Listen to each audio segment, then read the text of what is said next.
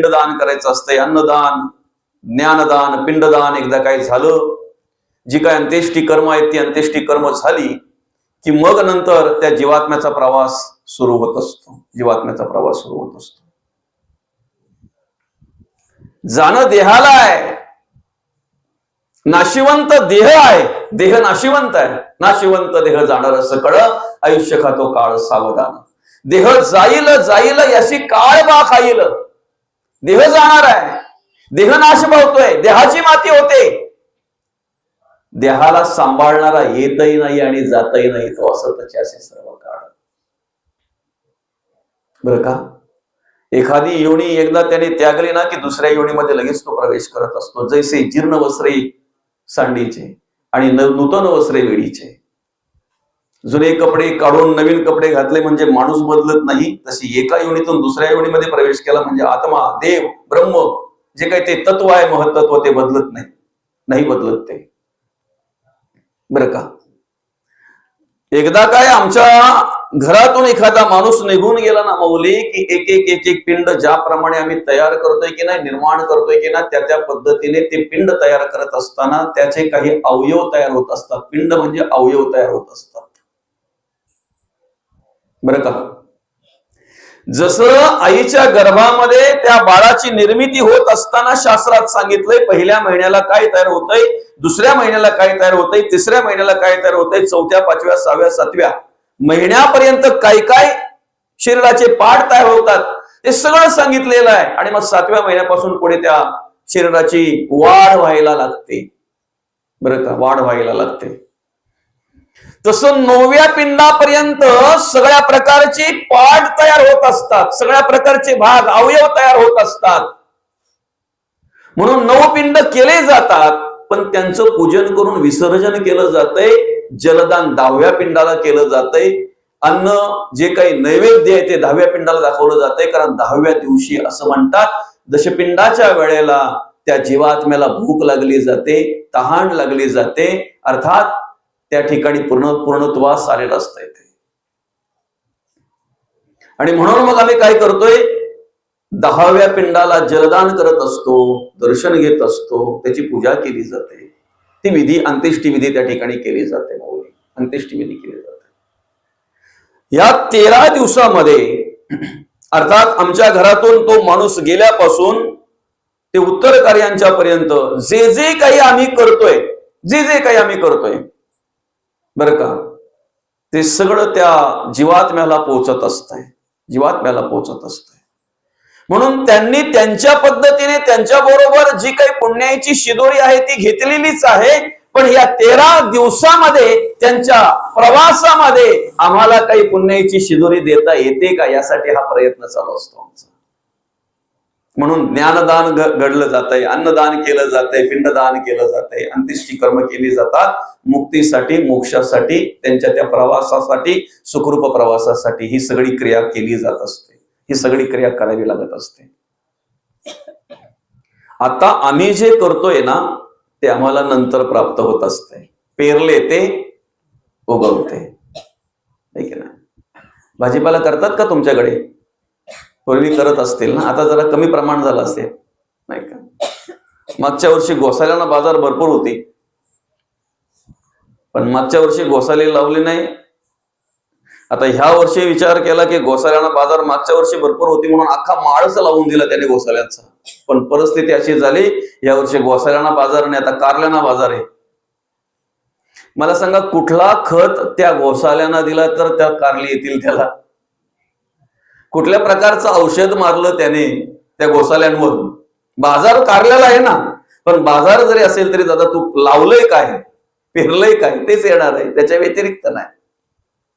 बरं का, आज आम्ही जे पेरतोय ना ते कालांतराने आम्हाला उगवत असते, मिळत असते, ते प्राप्त होत असते. आणि एवढं लक्षात ठेवा, चांगलं पेरावं लागतंय, वाईट पेरावं लागत नाही. आता जर तुम्ही तुमच्या शेतामध्ये जाऊन बघितलात ना तर आपण लावलेल्या भाताच्या व्यतिरिक्त बरंच काय काय निघालेलं असतंय. पेरलंय का आपण, लावलंय का, वास्तविक त्रासतोय आपण ते बघितल्यानंतर, नकोसच वाटतंय ते, पण ते लावावं लागत नाही, ते आपोआप निघत असतंय. त्याचं संगोपनही करावं लागत नाही, चांगल्याचं संगोपन करावं लागतंय, चांगल्याकडे लक्ष द्यावं लागतंय. चांगले विचार निर्माण करावे लागतात माऊली, चांगले विचार द्यावे लागतात माऊली, चांगले विचार त्या ठिकाणी मार्गदर्शन करावं लागतंय. वाईट कधी येऊन स्पर्श करते पत्ता लागत नाही, वाईट कधी येऊन स्पर्श करते पत्ता लागत नाही. बरं का, व्यसनाधीन सहज होतो मनुष्य, त्याला काय शिकवावं लागतंय का, मार्गदर्शन करावं लागतंय का? सुरुवातीला एखादी गोष्ट टाइमपास म्हणून करायला लागतो, तो टाइमपास म्हणून, पण नंतर नंतर एकदा काय त्या गोष्टीच्या अधीन गेला ना की त्या गोष्टी वाचून त्याचा टाइमपास होत नाही. टाइमपास म्हणून सुरुवात केलेली, पण आता त्या गोष्टीपासून टाइमपास होत नाही, त्या गोष्टी वाचून टाइमपास होत नाही. वाईट जे आहे ना ते सहज स्पर्श करतंय, सहज येतंय माऊली. बरं का, प्रत्येक माय माऊलीला प्रामाणिकपणे अंतःकरणापासून वाटतंय की माझ्या पोटी श्रीरामासारखा मुलगा जन्माला यावा, माऊलींसारखा मुलगा जन्माला यावा, तुकोबांसारखा हिंदवी स्वराज्य संस्थापक राजेश्वर छत्रपतींसारखा मुलगा माझ्या पोटी जन्माला यावा. प्रत्येक माय माऊलीला वाटतंय, पण वाटून फायदा काय? नियोजन काय आहे? नियोजन काय आहे?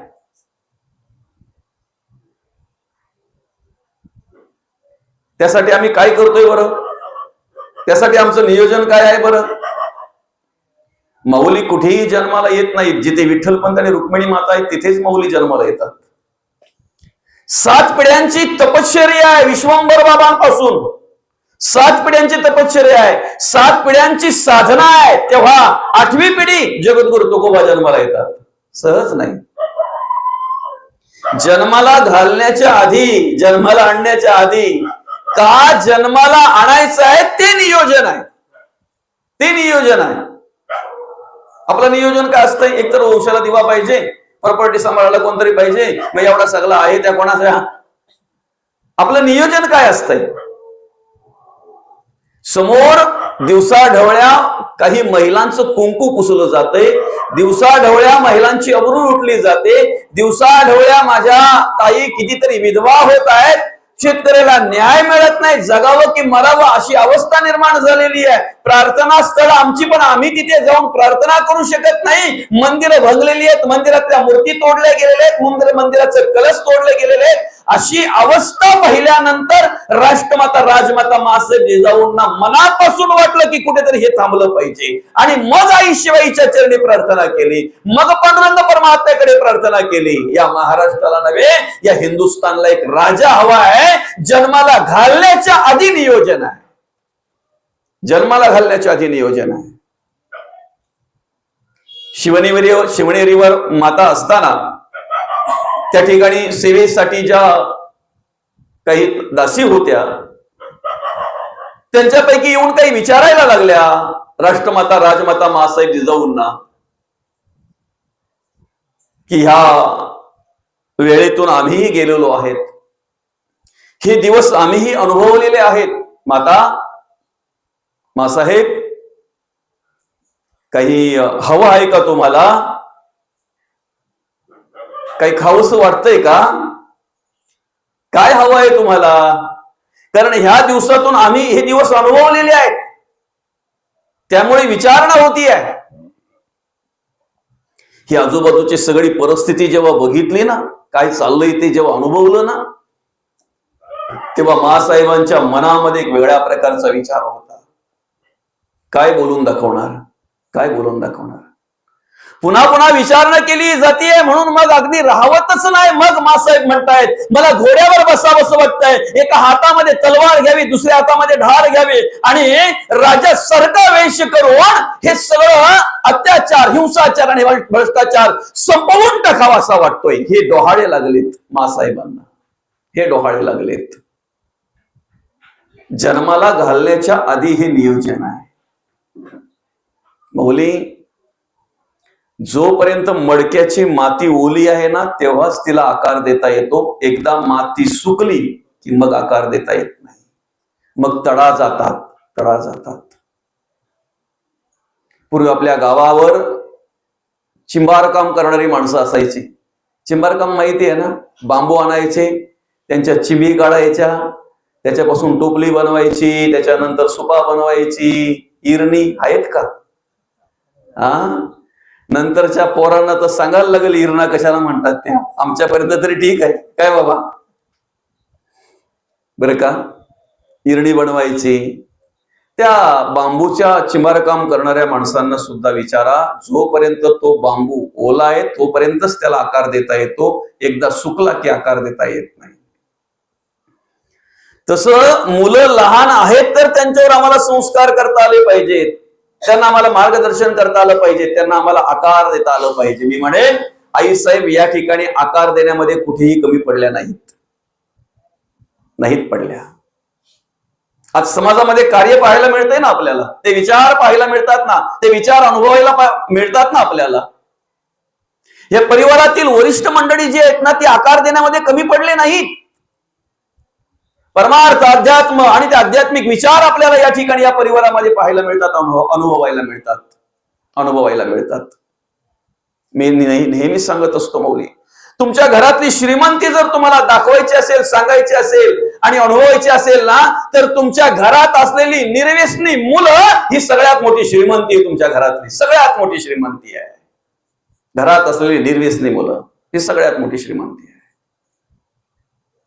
आणि हे कुठेही पाहायला मिळत नाही, बरं का? कुठेही पाहायला मिळत नाही. लहान असतानाच मांडीवर घ्यावं, रामायण महाभारतासारख्या गोष्टी ऐकाव्यात, सांगाव्यात, संतांचं चरित्र ऐकवावं आणि मार्गदर्शन करता करता करता करता करता करता महासाहेबांनी सांगावं, मला राजा घडवायचंय, मला राजा वाढवायचंय, मला राजा या हिंदुस्थानला राजा द्यायचा आहे. बाया नाचविणारा नाही, बाया वाचविणारा राजा द्यायचा आहे. दुर्भाग्य एवढंच वाटतं की 4-4 जयंत्या आम्ही राजांच्या साजऱ्या करतोय, पण 4-4 जयंत्या साजऱ्या करत असताना राजांचा एकही गुण आम्ही घेत नाही. हे दुर्भाग्य आहे. एकही गुण आम्ही घेत नाहीत. अनेक राजे ह्या जगामध्ये होऊन गेले, अनेक राजे या भारत देशामध्ये होऊन गेले, पण ज्यांच्या दरबारामध्ये कधीही बाया नाचविल्या नाहीत आणि ज्यांच्या दरबारामध्ये कधीही मद्यपान पाहायला मिळालं नाही, असा एकमेव राजा असेल तर हिंदवी स्वराज्य संस्थापक राजे शिवछत्रपती. सांगायचं एवढंच आहे की महाराज सुद्धा तुकोबांच्या कीर्तनात जाऊन श्रवण करायचे. काय?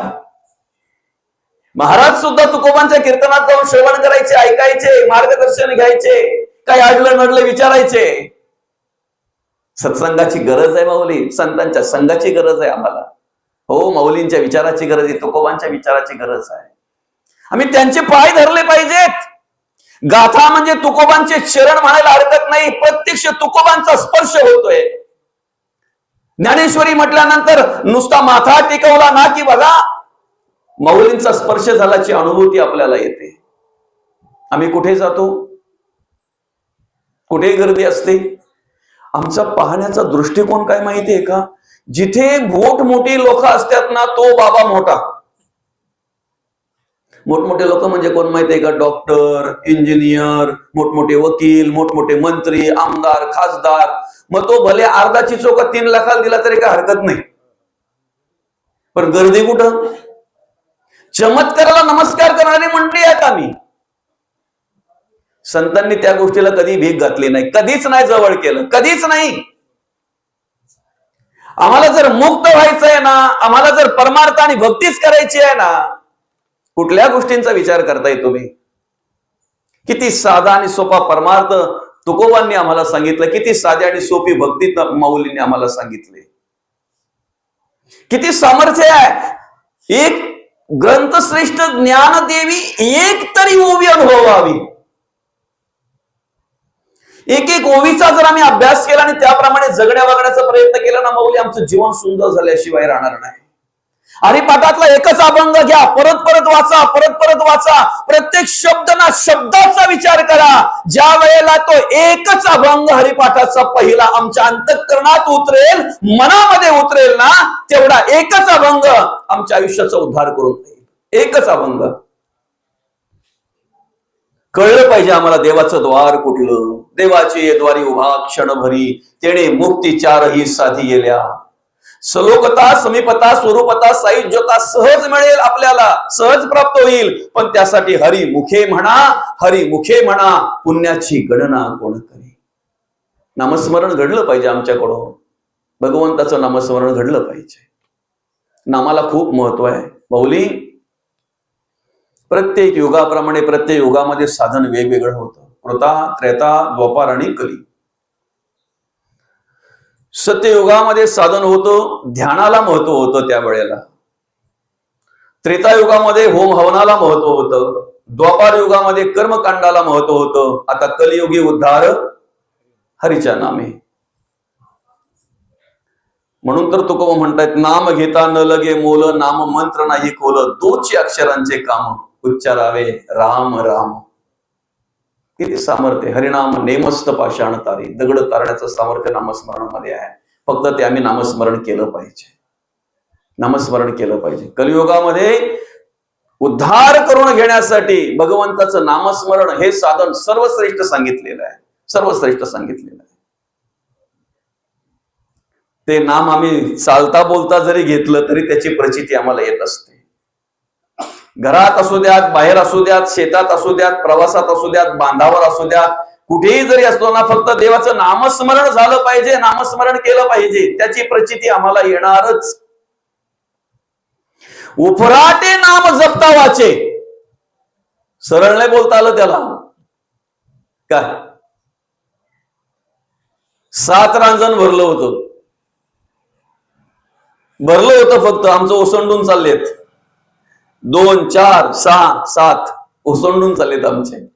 डोळ्यातून काय पाहतोय आम्ही, कानातून काय ऐकतोय आम्ही, तोंडातून काय बोलतोय, कसला गंध घेतोय आम्ही, काय आवड आहे आमच्या मनाची, आमच्या इंद्रियांची आवड काय आहे. 7ही रांजण आमचे ओसंडून चाललेत. त्यांनी भरले होते. 7 रांजण भरले होते. बरं का. प्रत्येकाच्या आयुष्यामध्ये भगवंत एकदा सुधारायची संधी देत असतो. जरा व्यवस्थित ऐका. प्रत्येकाच्या आयुष्यामध्ये तो कसाही असू द्या, तो कसाही असू द्या, सुधारायची संधी देतात भगवंत माऊली. आणि त्याप्रमाणे अनेक आतापर्यंत भेटले. अनेकांनी जीव वाचवण्यासाठी प्रयत्न केला, अनेकांनी आपलं द्रव्य वाचवण्यासाठी प्रयत्न केला, पण भगवंताच्या कृपेने संधी साधून आली आणि सत्संग झाला. नारद मुनींची भेट झाली. आयरे गैरे सहज भेटतात. ऐका, आयरे गैरे आयुष्यामध्ये सहज भेटतात. नको त्या प्रकारची माणसं तुम्हाला आयुष्यामध्ये सहज मिळत असतात. संतांची संगत व्हायची आणि संतांची भेट व्हायची, त्यासाठी कुठेतरी काहीतरी पुण्याही लागते. हो, थोडीफार तरी पुण्याही लागते त्याला. आणि नारद मुनी भेटल्यानंतर त्यांनी विचारलं, काय करतोयस? म्हणे काही नाही, आपलं रोजच काम आहे. काय? वाटसरूला लुबाडायचं, जे काही असेल ते घ्यायचं, त्याच्याकडे जे असेल ते घ्यायचं. शिस्तीत दिलं तर ठीक, नाही दिलं शिस्तीत, मग 7 रांजण भरलेत. काय ठीक आहे दादा, काय हवंय तुम्हाला? काय नाही, मला तुमच्याकडे जे असेल ते द्या. काढला विना नारद मुनींनी. काय होतं त्यांच्याकडे? नारायण नारायण. विना काढला, त्याच्या गळ्यात टाकणार तर 10 फूट लांब पळाला तो. अरे बापरे, हे काय करताय तुम्ही? हेच आहे माझ्याकडे दादा. ज्यांनी ज्यांनी घेतला त्याचा उद्धार झाला. काय? ज्यांनी ज्यांनी घेतला त्याचा उद्धार झाला. घे, पण माहिती नव्हतं, आवड नव्हती, लांब पळाला. दुसरं काय आहे म्हणजे दुसरं काय? नारायण नारायण. घे, हे जरी घेतलं तरी उद्धार होईल. नाही म्हणे, काय आहे ते द्या. तेव्हा त्याला सांगितलं, दादा हे सगळं काय करतोय बरोबर आहे, कोणासाठी? मुलाबालांसाठी. गोष्ट खूप मोठी आहे. आपण नेहमी श्रवण करतो, नेहमी ऐकतोय, पण जेव्हा त्याला कळलं ना की ज्यांच्यासाठी करतोय त्यांच्यापैकी वाटेकरी एकही नाही. कमवून आणणं तुमचं कर्तव्य आहे दादा. 4 पैसे मिळावेत, घरी आणून त्या मुलांचा उदरनिर्वाह करणं, त्यांचं संगोपन करणं आपलं कर्तव्य आहे. तुम्ही अधर्म करून आणताय की नीतीने धर्म आचरण करून आणताय?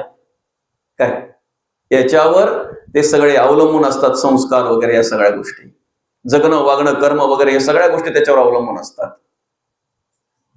गोरगरिबांचं शोषण केलेली संपत्ती, अधर्माने कमवलेली संपत्ती, अनितीने कमवलेली संपत्ती कधीही सुख देत नसते दादा, कधीही सुख देत नसते. आणि त्या संपत्तीवर पोसलेली संतती सुद्धा कधी सुख देत नसते, कधीच नाही. बरं का. म्हणून धर्माचरण केलं पाहिजे, धर्माचरण केलं पाहिजे. कळलं त्याला वाटेकरी कोणच नाहीये. त्याला कळलं तरी आम्हाला अजून कळत नाही, हे दुर्भाग्य आहे. नेहमी ऐकतोय आम्ही तरी आम्हाला कळत नाही. नाही कुणाचे कोणी तुझे नव्हे रे, कोणी अंतीच असेल एकला रे प्राण्या माझे माझे म्हणून. कोण कुणाचा पिता जगी या माता ही कवणाची, कन्या पुत्र ही नसते आपले भार्या तर परक्याकडची, बंधू भगिनी सगळे सोयरे आप्त इष्ट संपत्तीची, कोणी नसे या जगी आपले धरी कास तू धर्माची. बर का, तुझे तुझं नव्हे हे शरीर, तो इतरांचा काय विचार. जे शरीर आपलं आपल्याला वाटतंय ते आपलं नाहीये. देह हे काळाचे, धन कुबेराचे. काय आल्याबरोबर साष्टांग नमस्कार घातला आणि पहिला प्रश्न केला. पहिलेच अगदी नमस्कार केल्याबरोबर नारद मुनींना सांगितलं, आता फक्त मला माझ्या उद्धाराचा मार्ग सांगा.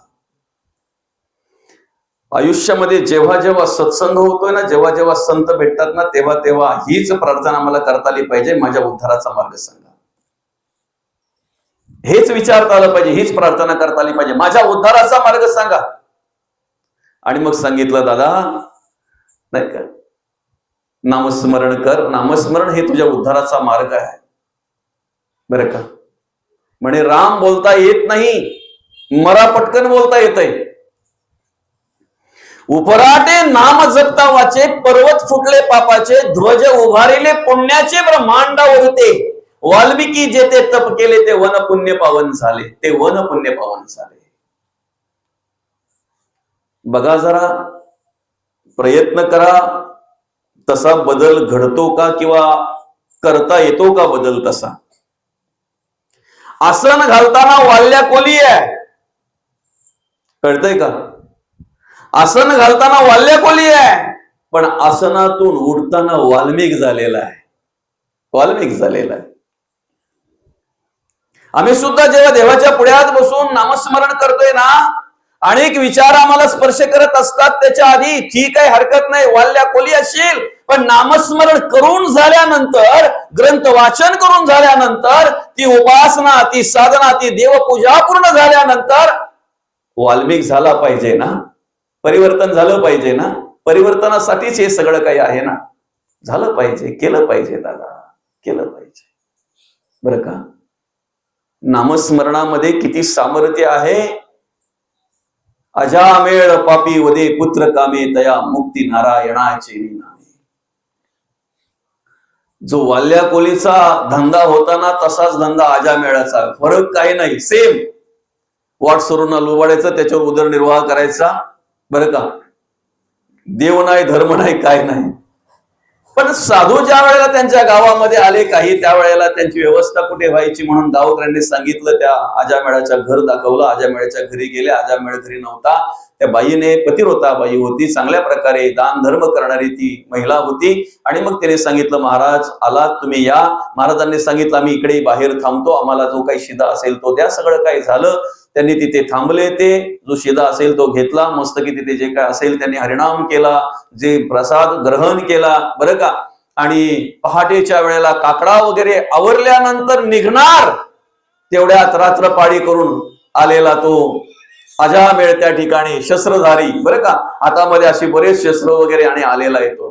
पाहतोय तर अरे बापरे, मला न विचारता एवढी गर्दी माझ्या अंगण्यामध्ये, माझ्या आवारामध्ये एवढी गर्दी, आणि हे काही वेगळे सगळे दिसत आहेत, कधी बघितलेलंच नाहीत ना साधू. बरं का, आणि मग तिथून निघता निघता थोडं बोलणं झालं, त्यांचा संवाद झाला. आणि निघता निघता त्या साधूंनी सांगितलं, दादा आमच्या ताईसाहेब गरोदर आहेत, अर्थात तुमची धर्मपत्नी. उद्या जर मुलगा झाला तर नारायण नाव ठेवा, तेवढं फक्त. कधी कोणाचं ऐकलं नाही, तेवढं ऐकलं साधूचं, नारायण नाव ठेवला. आणि अंतिम समयाच्या वेळेला जेव्हा वेदना व्हायला लागले, असह्य वेदना होत असताना हाक मारली मुलाला, हे नारायणा धाव. त्या नारायणाला धावावं लागलं आणि त्याचा उद्धार केला भगवंताने, उद्धार केला. आम्हाला सुद्धा अखंड नामस्मरण करता आलं पाहिजे, अखंड नामस्मरण करता आलं पाहिजे. मौली, जर भगवंताचं नामस्मरण आम्ही केलं तर आमच्यामध्ये बदल होणार. सगळ्या प्रकारच्या वासनातून मुक्त व्हायचं असेल, सगळ्या प्रकारच्या विचारातून मुक्त व्हायचं असेल, तर ह्या कलियुगामध्ये एकमेव आणि सर्वात अगदी अगदी प्रत्येकाला सहज जमेल असं साधन जर कुठलं असेल तर नामस्मरण. बाकीची साधनं इतरांच्या अधीन आहेत, बरं का. बाकीच्या साधनांसाठी आम्हाला बरंच काय काय गोळा करावं लागतंय.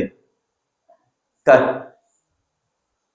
नामस्मरण एकमेव साधन असं आहे की तुम्हाला काहीही करायची गरज नाही, फक्त मुखातून भगवंताचं नामस्मरण करा. फक्त मुखातून भगवंताचं नामस्मरण करा.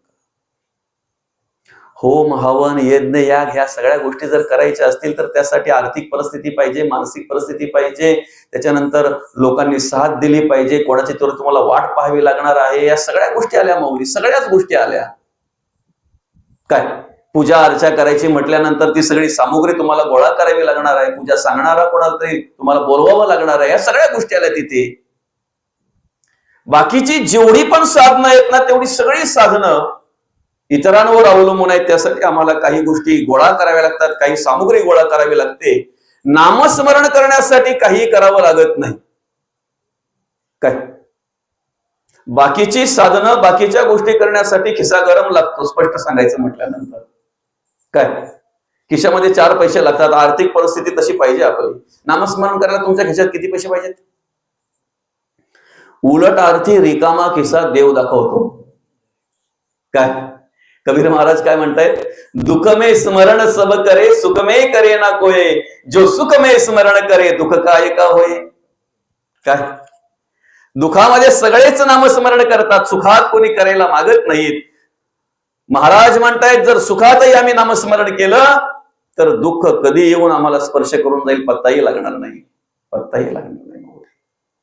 अधिदैविक, अधिभौतिक आणि आध्यात्मिक या तिन्ही तापांपैकी एक ताप असतोच असतो, बरं का. संतांना सुद्धा दुःखाने सोडलं नाही, देवादिकांना सुद्धा सोडलं नाही. तुम्हा आम्हाला सोडणार नाही. जी कर्म केली ती कर्म भोगावीच लागणार आहे, त्याचा परिणाम भोगावाच लागणार आहे. फक्त देवाचं नामस्मरण जर करत असू तर कधी येऊन स्पर्श करून जाईल ते पत्ता लागणार नाही. त्याला कारण काय तर आपण त्यावेळेला नामस्मरणामध्ये तल्लीन झालेला असो, रममाण झालेला असो आपण, बरं का मुली, रममाण झालेला असो. कवच असेल नामस्मरणाचं, दुःख कधी येऊन स्पर्श करून जाईल पत्ता लागणार नाही. आणि म्हणून आम्हाला जर आमचा उद्धार करून घ्यायचा आहे, आमच्या जीवनाचा उद्धार जर करून घ्यायचा आहे माऊली, तर सर्वात महत्वाचं म्हटल्यानंतर आम्ही विचार केला पाहिजे, चित्त देवाला अर्पण करायचंय. तेषामहं समृद्धता मृत्यू संसार सागरात भवामी नचिरात पार्थ मय्यावी शीत चेतसाम. भगवंत म्हणतात तुम्ही मला चित्त अर्पण करा, या जन्म मृत्यूच्या राहडगाड्यातून तुम्हाला सोडवतो, बरं का. आयुष्यामध्ये बऱ्याचशा गोष्टी प्राप्त झालेल्या असतात, त्याच्यामध्ये अनेक गोष्टी सत्य आहेत. त्या अनेक असलेल्या सत्य गोष्टींपैकी एक गोष्ट म्हणजे आपल्याला मृत्यू आहे, जावं लागणार आहे, बरं का. जगणं सर्वांनाच आवडतंय. मला सांगा इथे मृत्यू कोणाला आवडतो बरं? इथे बसलेल्यांपैकी मरावंसं कोणाला वाटतंय का? नाही ना. पण तुमच्या वाटण्यावर अवलंबून नाही ना, ते जावंच लागणार आहे. एकदा आलं तर जावंच लागणार आहे, बरं का. वाटण्यावर अवलंबून नाही. मग जावं जर लागणार आहे तर जाण्याच्या आधी आमचं नियोजन काय आहे, आमची तयारी काय आहे? केले का काही तयारी आहे का काही नियोजन? संतांनी पहिले ते नियोजन केलेलं आहे. ज्याची तयारी झाली ना तो घाबरत नाही, तो मृत्यूला घाबरत नाही. संत म्हणतात मृत्यूची आठवण ठेवा, घाबरू नका, भिवू नका. घाबरून काय चालणार आहे? तिथे काही पर्याय चालणार आहे का? तिथे काही कुठल्या प्रकारचं काही माणूस बदली देऊन चालेल का? नाही चालणार माऊली, नाही चालणार, बरं का.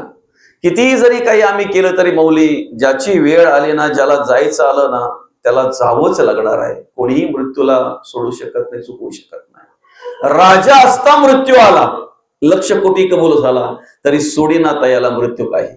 मृत्यू चुकवू शकत नाही, जावंच लागणार आहे. फक्त जाण्याच्या आधी आम्हाला काय करायचंय? तयारी करायची. आमचं आम्हाला सार्थक करायचं, आम्हाला हित करायचं आहे. स्वतः प्रयत्न करायचे ते हित करण्यासाठी. आपुली आपण करा सोडवण संसार बंधन तोडावेगी, तूच आहेस तुझ्या जीवनाचा शिल्पकार.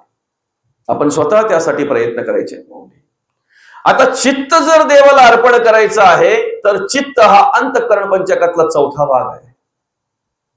पहिला अंतःकरण आहे, नंतर मन आहे, नंतर बुद्धी आणि मग नंतर चित्त येत आहे. म्हणजे पहिला विचार आम्हाला करावा लागणार आहे अंतःकरणाचा. मला सांगा, माणूस आतून स्वच्छ असावा का बाहेरून? थांबायचं का आपण आता? नाही ना. मग तुम्ही बोला, माणूस आतून स्वच्छ पाहिजे का बाहेरून? आतून पाहिजे. बरोबर आहे की नाही? बरं, बाहेरून स्वच्छ होण्यासाठी आम्ही भरपूर प्रयत्न करतोय. कुठल्या कुठल्या साबण आहेत, कुठले कुठले लिक्विड आहेत, काय काय काय काय आहेत नाही का, बाहेरून आम्ही सुशोभित दिसावं म्हणून काय काय